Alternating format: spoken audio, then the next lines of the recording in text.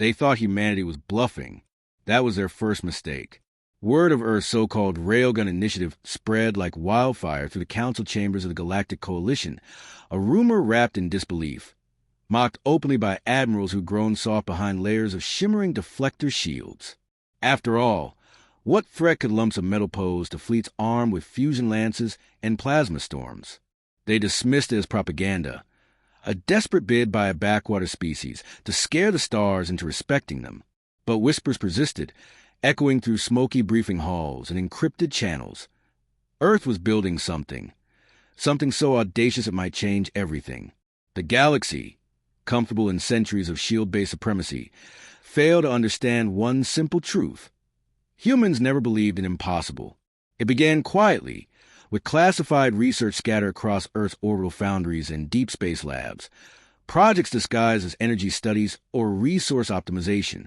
Behind those code names, brilliant engineers pushed past the limits of magnetic acceleration, drawing on generations of metallurgical and electromagnetic research. They envisioned a weapon so simple in principle, yet so monstrous in scale, it could bypass every known shield technology, a railgun capable of accelerating tungsten rods to velocities no sensor could intercept. The heart of the idea wasn't new. Kinetic weapons had existed since the first iron-tipped spear. But scale, that was humanity's genius. While other species refined elegant plasma beams, humans designed brute force physics engines. A tungsten rod, dense and unyielding, hurled so fast it wouldn't just pierce a ship's hull, but rip through its core reactor before alarms could sound. And all of this, hidden in the shadow of a single name whispered among Earth's military brass, Resolute. But let's step back for a moment. Why did humanity even dare? Centuries ago, Earth joined the Galactic Coalition not as equals, but as tolerated newcomers, valued more for trade than for power. Alien strategists saw humans as inventive yet naive, quick to adapt but slower to dominate. That condescension seeped into treaties, trade deals, and defense pacts until Earth realized it was held in orbit, never trusted with true influence. Across human colonies, a quiet determination took shape. If respect wouldn't be given, it had to be taken. And so, the Railgun project wasn't just a military experiment. It was an answer to every dismissive glance, every derisive comment about primitive Earth tactics. Engineers worked shifts so long their eyes blurred. Metallurgists tested tungsten alloys until microscopic fractures became legends in research logs. In underground war rooms, strategists argued endlessly about whether it could even work, whether a kinetic strike could outpace deflectors built to repel energy beams. The question wasn't just technological, it was existential. Could sheer, unstoppable momentum triumph over layers of shimmering plasma fields? Slowly, doubt turned to possibility. Simulation after simulation showed that at high enough velocities, even the best shields would fail, because shields dispersed energy, but a tungsten rod carried mass and momentum. It wouldn't explode against the shield. It would shove the shield aside and keep going, punching through armor and decks until nothing recognizable remained. This was humanity at its most human, stubborn, imaginative, and driven by the quiet fury of being underestimated. But while Earth's scientists engineered destiny, the galaxy kept laughing. In coalition forums, alien admirals boasted about new plasma rays and antimatter mines, never suspecting the real threat wasn't exotic energy, but good old-fashioned mass and speed. Council commentators derided Earth's obsession with ancient ballistics. Political analysts speculated it was a bluff to force better trade concessions. But in the silence of Earth's orbital dry docks, the Resolute took shape, its central spine dominated by a railgun so large it looked absurd even to its builders. A weapon of raw power, unapologetic in design. Nothing elegant, nothing subtle, just undeniable force. In quiet moments, some human officers wondered if it would work. The Resolute's massive capacitors, the cooling systems for the rails, the guidance computers, so many points of failure. And if it failed, Earth wouldn't just lose a ship. It would lose credibility forever. Worse, it might invite invasion by rivals eager to prove humanity's weakness once and for all. But hope is a stubborn ally. As months became years, reports leaked just enough to stir rumor and fear. Alien intelligence networks pieced together scattered data, from shipping manifests of tungsten rods to power usage spikes in Earth shipyards. Some coalition strategists, the more cautious kind, flagged the project as a potential disruptor. They were overruled by politicians convinced humans wouldn't dare challenge centuries of coalition dominance. Yet in war councils deep below Geneva, plans formed. If the day came, Earth wouldn't fire a warning shot. The first shot had to matter, had to make the entire galaxy stop breathing. The Railgun had to prove, in a single devastating moment, that physics cared nothing for pride or tradition, because this wasn't just about a weapon. It was about rewriting the language of power. And so, in the dark expanse of Earth's orbital shipyards, the Resolute was born, not merely as a ship, but as a declaration. Humanity would no longer ask for a place at the table. It would take one. Even as construction neared completion, human engineers walked the deck in silence, gazing at the Railgun's barrel stretching into shadow distance. Some whispered it looked like a spear pointed at the heart of the galaxy. Others, more poetic, called it the hammer of inevitability. No one could know if it would work. But everyone knew this. The day it fired, everything would change. And that's how it began. Not with applause, nor with threats shouted across star systems, but with stubborn faith and sleepless nights in forgotten labs. Humanity didn't plan to challenge the galaxy with words or treaties. They built a weapon that ignored shields, defied the odds, and answered centuries of condescension with a single, devastating truth. Because sometimes, all it takes to shatter an empire's certainty is a rod of tungsten traveling faster than fear itself. They didn't build it to impress the galaxy. They built it to frighten the galaxy so deeply that no one would ever dare test them again. In the dim glow of the orbital yards above Earth, the Resolute began as nothing more than a darkened frame of alloyed steel and composite plating, drifting silently in scaffolds that wrapped it like an iron cocoon. But to those who worked on it, engineers, welders, technicians who sacrificed years of life to cold vacuum and unending shifts, it was never just a ship. It was a message, forged in tungsten and electromagnetic fury, meant to echo across the stars. The official designation was Leviathan-class Dreadnought, Hull 01. Yet even in the first days, the workers simply called her by what she truly was, the Leviathan, because nothing about this ship was moderate, nothing was cautious, and absolutely nothing was built to play by the old rules. Picture it. A warship so vast its spine alone stretched longer than the orbital platform that assembled it. A railgun barrel so immense it looked like it could fire moons instead of tungsten rods.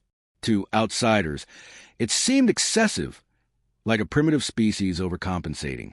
But to every human who glimpsed her silhouette backlit against Earth, it was power incarnate. And Earth had always known, power doesn't ask permission. Behind that raw silhouette lay terrifying complexity. The Leviathan's magnetic rails had to channel currents in the millions of amperes, cooled by cryogenic flows humming through conduits the width of city streets. Every component, coil winding capacitors, feed systems, danced on the edge of physics itself. Failure wouldn't mean a simple shutdown. It would mean vaporized decks, catastrophic overload, and the death of every soul aboard. Yet they kept building.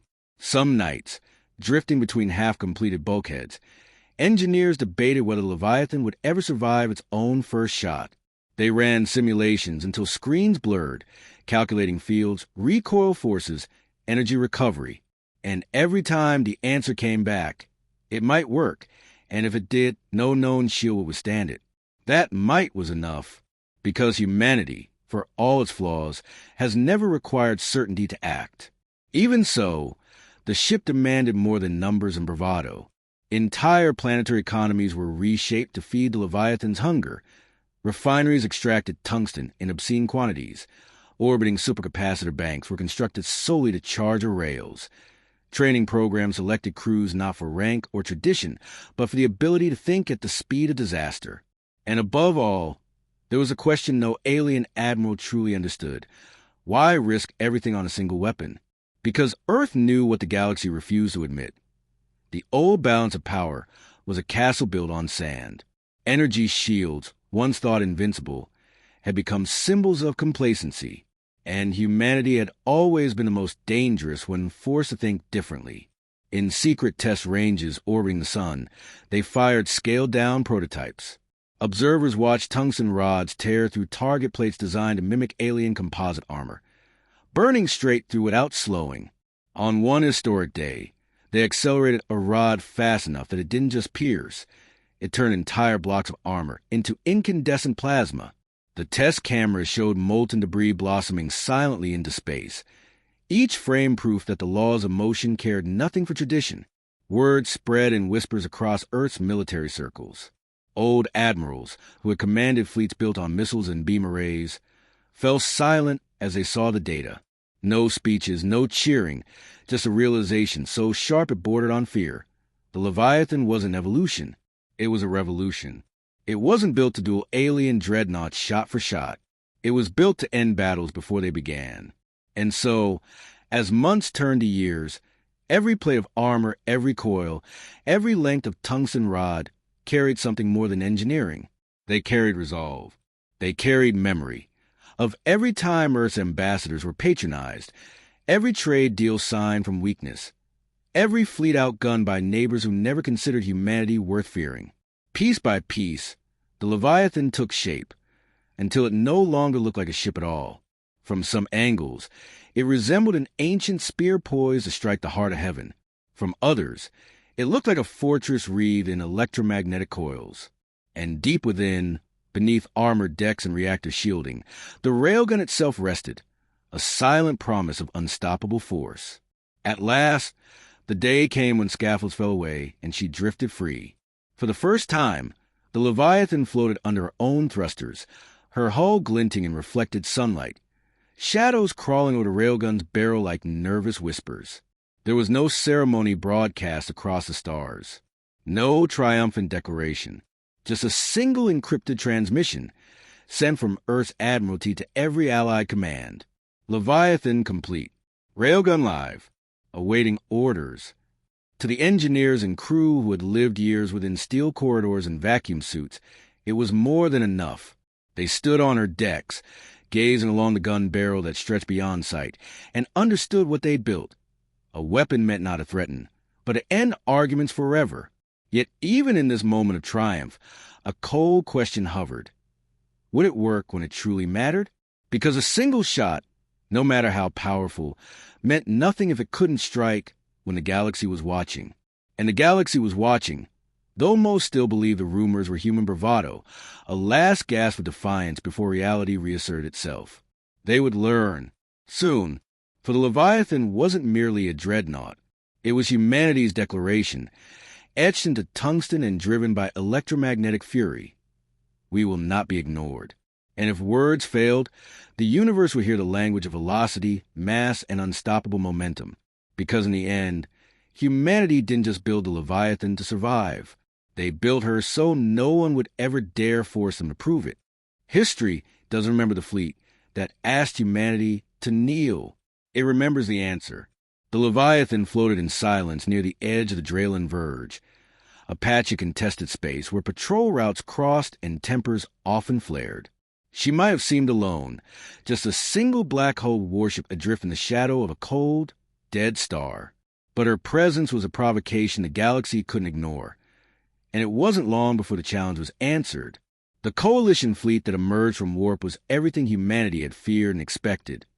Carriers bristling with fighter bays, sleek destroyers armed with plasma rays, and 3 towering dreadnoughts that glowed with shield emitters powerful enough to boil small moons.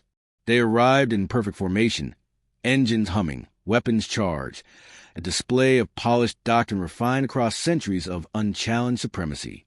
The message they sent was curt, almost bored. Human vessel resolute. You are in violation of coalition defense boundaries. Power down weapons and submit to boarding for inspection. On Leviathan's bridge, the air felt electric. Crew had trained for years, who had spent sleepless nights memorizing reactor start sequences and emergency drills, stood at their posts, hearts pounding with the knowledge that every second might be their last. Some remembered the endless simulations predicting disaster. Others recalled whispered doubts about whether the railgun would even fire. But the captain, gray-haired and clear-eyed, spoke without hesitation, charged the main gun, lock-firing solution, In that moment, the Leviathan stopped being an experiment. She became the instrument of a question humanity had waited centuries to ask. What happens when someone truly believes the impossible and makes it real? The railgun capacitors began to drink power from the twin fusion cores. Indicators on every console shifted from green to yellow to a pulsing red, as superconducting coils around the gun's spine woke from dormancy. The vibration in the deck plates rose, a low, bone-deep hum that made every heart beat a little faster. Outside, sensors tracked the Coalition dreadnoughts as they spread their formation, plasma cannons swiveling to target. To the Coalition commanders, it must have seemed absurd. One human ship daring to stand against dozens, powering up a single kinetic weapon as though mass could triumph over energy fields. Their analysts likely predicted total victory in under 5 minutes. Perhaps they even prepared a speech to the Council, ready to boast about crushing humanity's delusions. And then the captain of the Leviathan gave the order. Fire. What happened next wasn't dramatic. No thundering noise, no blazing beam. The railgun did what it was built to do. Accelerate a tungsten rod, from meters long and dense as planetary regret, to a velocity so extreme that friction with stray particles in vacuum turned its edges incandescent. To the naked eye, there was only the faintest blur, a suggestion of movement faster than thought. The rod crossed the gulf between the Leviathan and the Coalition flagship in the blink of an eye, and when it struck, centuries of doctrine died in a single breath. The lead dreadnought shields, a shimmering wall of controlled plasma, flared white as the rod punched through. They bought barely a fraction of a second. The rod didn't care. It tore through hull plating, through armored decks, through reactors and command centers, leaving a trail of liquefied metal and dying embers. The dreadnought split open like a fruit struck by a hammer, internal atmosphere venting into space, fire spilling from wounds wider than city streets. By the time shock registered among Coalition crews, the dreadnought was drifting ruin. Its spine snapped, engines dead, thousands of lives ended before a single plasma cannon could discharge. On the Leviathan's bridge, the silence felt absolute, not from fear, but from awe. They had done it. The railgun had worked, not just as theory or prototype, but in the cold calculus of war. In the second that followed, the galaxy itself seemed to freeze. Coalition admirals, who moments before had seen themselves as enforcers of the status quo, now faced the unthinkable. A human warship had just invalidated every shield doctrine the galaxy relied upon. Analysts scrambled to understand how a projectile could move that fast. Captains shouted for new orders. Formations wavered. Yet the Leviathan's captain gave no speech, no ultimatum. He simply ordered, target the next ship. At that command, something fundamental shifted. This wasn't an accident. It wasn't a lucky shot. Humanity had chosen this moment, had prepared, suffered, and sacrificed to claim it. And now they had revealed the truth. In the face of raw momentum, even the most revered shields were nothing but hope wrapped in plasma. In the Coalition fleet, panic spread faster than signals could travel. Commanders shouted conflicting orders. Some demanded retreat. Others insisted on closing range to overwhelm Leviathan before she could reload. But reload she did. Power flowing back into capacitors, magnetic rails cooling just enough to fire again. The Leviathan's crew worked with a focus born from training and the knowledge that history itself watched them. Each hand movement, each spoken confirmation, felt like it carried the weight of millions yet unborn. The second shot roared silently through the void, catching a destroyer mid-maneuver. Its shields, newer and supposedly more robust, might as well have been missed. The rod tore the vessel nearly in half, engine spiraling away as reactor flames bloomed like hateful flowers. And with that, the Coalition fleet's resolve finally broke. Sensors recorded warp drives spooling up, signatures scattering in every direction. Moments ago, they had come as enforcers. Now, they fled as survivors. The Leviathan did not pursue. She simply drifted, railguns still glowing, a silent promise written in tungsten and velocity. Do not test us again. Across 1,000 star systems, news channels interrupted broadcasts to report the impossible. Shields had failed, a dreadnought had died, and Earth's rumor weapon was no myth. Analysts struggled to explain.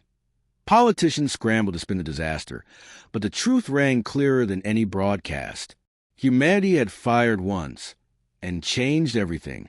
And on the Leviathan's bridge, as alarms quieted and the vibration of firing faded, the crew stood in the lingering echo of their moment. No cheers, just breathless realization. They had been told it couldn't be done. They had done it anyway, and the galaxy had seen. The rod had already stopped moving, but the shock it unleashed was only beginning to accelerate. Across command bridges and council halls scattered through 1,000 systems, the impossible replayed in silent loops. The flagship shields flaring, a streak of incandescent tungsten slicing through, and then nothing but drifting ruin. Leaders watched the footage with disbelief draining into dread, as centuries of strategic certainty shattered in seconds. The Coalition's finest minds had built their entire doctrine on one premise. Energy shields were unbreakable by kinetics. It wasn't arrogance alone. It was history, reinforced by 100 wars where missiles and mass drivers disintegrated harmlessly against shimmering plasma veils. But those shields had been designed to disperse energy, not momentum driven by pure, merciless physics.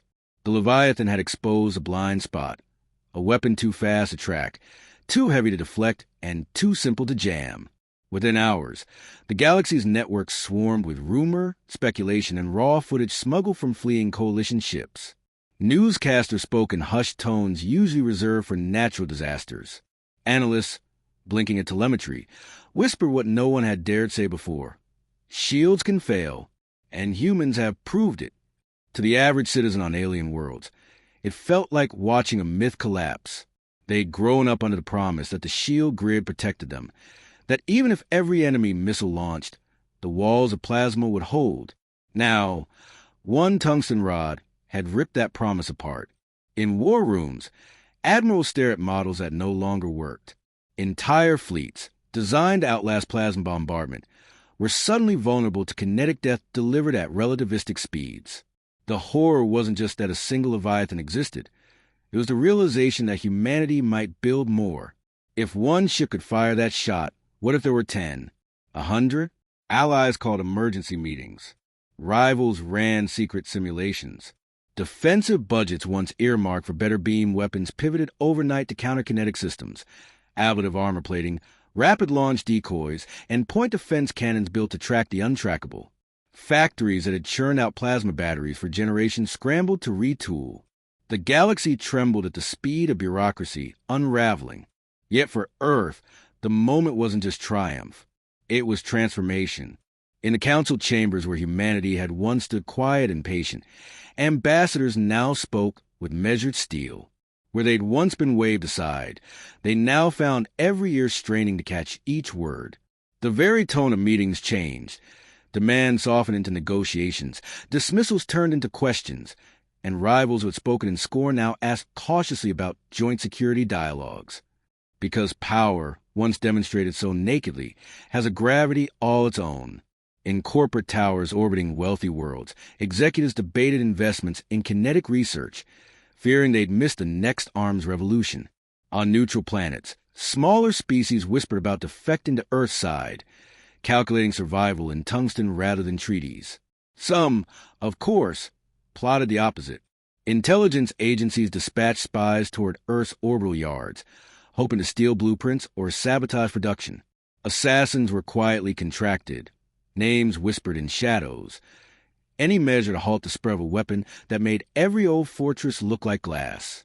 Yet even as chaos spread, no one could deny what had happened.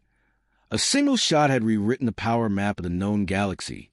On Earth itself, the mood was raw, breathless, part exultation, part awe. For generations, humans had lived under the shadow of superior fleets. Children had grown up learning to fear alien dreadnoughts patrolling neutral zones. Colonies had paid tribute and trade concessions, bribes masked as tariffs, to remain unburned. And now, with one tungsten rod, that fear had reversed. For the first time, mothers and fathers could imagine their children growing up under human protection that meant something real, not just words in a treaty. Engineers who had worked in secret could finally stand in the sun, knowing they'd built not just a weapon, but a shield of their own design. Yet victory came with weight. Within the Leviathan's command decks, The Railgun crew felt it first. They had pulled the trigger that day, but in doing so, they'd placed a mark on humanity that could never be erased. No matter what followed, the galaxy would remember Earth as the species that had fired the shot. Some felt pride. Others lay awake at night, haunted by the image of the flagship breaking apart. The lives lost, the terrible simplicity of unstoppable force. Because the truth behind power is always the same. It doesn't come free. And in high councils back on Earth, even as diplomats celebrated new leverage, strategists whispered darker concerns. The Leviathan had bought humanity respect, but also painted a target so large it spanned systems. Rivals, humiliated on public channels, wouldn't forgive quickly. Old allies, fearful of being overshadowed, might turn cold. And the Leviathan, for all her might, was only one ship. Plans emerged for more. Sister ships, each with improved cooling systems, faster reload cycles, smarter targeting. Names like Indomitable and Vigilant were floated in shipyards before keels were even laid. Yet even the most optimistic planners knew the arms race had only just begun. Meanwhile, in hidden corners of the galaxy, a different response formed. Not bigger shields or stronger hulls, but sabotage, infiltration, and preemptive strike doctrines. If humanity's railguns could not be blocked, then perhaps the humans themselves could be contained, isolated, or removed before production scaled beyond control. Yet none of that could erase what the Leviathan had proven, that shields, once thought eternal, were only as strong as the minds willing to question them, and that humanity's stubbornness, its refusal to accept impossible, had become its deadliest weapon. In universities across the stars, students rewrote dissertations. Military academies tore out pages of obsolete doctrine. Even among the most powerful admirals, there was a new phrase spoken in quiet tones. Factor in the railguns. Because the Leviathan had shifted the center of fear, not around her size or firepower, but around the possibility that Earth had dared ask, what if shields aren't enough? That question now haunted every command center, every ship designer, every council hall. Because power doesn't just flow from what you build. It flows from what others believe you can build next. And as the galaxy lay awake, calculating, worrying, the Leviathan drifted silently in space, her rails cooling, tungsten rods waiting in sealed magazines. She had fired once. That was enough. The galaxy had been shown a new truth. Force, delivered at the right moment, changes more than battles. It changes belief. And belief, once changed, ripples through empires faster than any rod of tungsten. The shot had been fired, the flagship destroyed, but the true impact of that tungsten rod was only beginning to orbit every council chamber, every war room, and every restless dream across the stars. No one could unsee what the Leviathan had done. Across the galaxy's trade hubs and border colonies, even the smallest tavern holoscreens played the footage in a loop. The blur of tungsten against the cold of space, the sudden bloom of wreckage, the silent drift of what had once been a ship feared by thousands of worlds. It was no longer rumor, no longer theory. Humanity had turned physics itself into a message, and that message was as simple as it was absolute. You will respect us now, or you will learn why you should have. On the Leviathan, though, victory felt less like celebration and more like a sharp intake of breath before the next storm. The tungsten rod had brought fear to enemy hearts, yes, but it also painted Earth's warship as the single greatest threat in known space. And with that notoriety came a weight heavier than any armor plating. Responsibility. The crew, who had once worried whether the railgun would even fire, now stared at console readouts of a galaxy recalculating around them. Some tried to sleep in their bunks and found sleep fled them, haunted not by what they'd done, but by what it meant to hold such power and to know it could be used again. Back on Earth, the old council chambers echoed with a new confidence. Where ambassadors had once been forced to argue, they now negotiated from strength. Every rival, every potential ally, listened more closely to human proposals. No one wanted to be on the wrong side of the species that had proven shields could fail. But in quiet strategy meetings, Earth's leaders understood the price they'd now have to pay. Power, once shown, cannot be hidden again. And every empire humiliated by that shot now had motive to respond. not just with weapons, but with subterfuge, sabotage, and covert strikes. Plans were laid for sister ships, more Leviathans, each refining what had worked and correcting what might fail under repeated use. Names like Vigilant, Indomitable, and Reckoning began circulating in shipyard schedules, each paired with improvements. Faster cooling, smarter targeting systems, automated diagnostics to reduce reload time. Humanity's admirals understood what their enemies feared most wasn't the railgun they'd seen, but the railguns yet to come. Yet Earth's leaders also knew something subtler and more powerful. The Leviathan had done more than destroy a flagship. It had destroyed a belief. For centuries, the galaxy's balance of power had been built on the assumption that shields were impenetrable. Fleets were designed, trade routes secured, and empires planned around that certainty. The Leviathan had fired once, and that certainty had evaporated. It wasn't just a wreckage that shifted strategy. It was a realization that someone had dared to question what others had treated as sacred law. Across alien academies, doctrines were torn up overnight. Students, once taught that beam superiority guaranteed victory, now studied kinetic strike counters and emergency armor reinforcement. Entire industrial sectors pivoted toward manufacturing new kinds of point defense systems, kinetic absorbers, and sensor upgrades meant to track objects once thought too fast to follow. Yet even those rushing to adapt understood the deeper truth. These changes would take years. And until then, humanity held an advantage as absolute as it was terrifying. But with advantage comes fear. In backroom councils on rival homeworlds, plans formed to destroy the Leviathan before Earth could finish building more. Some proposed assassinating its designers. Others whisper about sabotage missions against Earth's shipyards.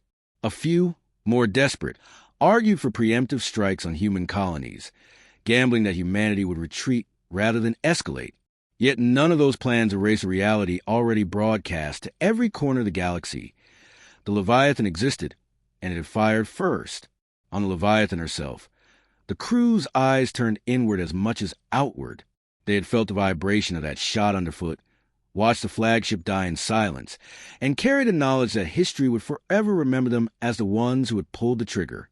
In mess halls, conversations shifted from could it work to should it be used again? Some carried pride, others a quiet dread, and the captain, standing before the bridge's wide viewport, saw the next truth forming like a distant storm on radar. Deterrence only works until someone calls a bluff.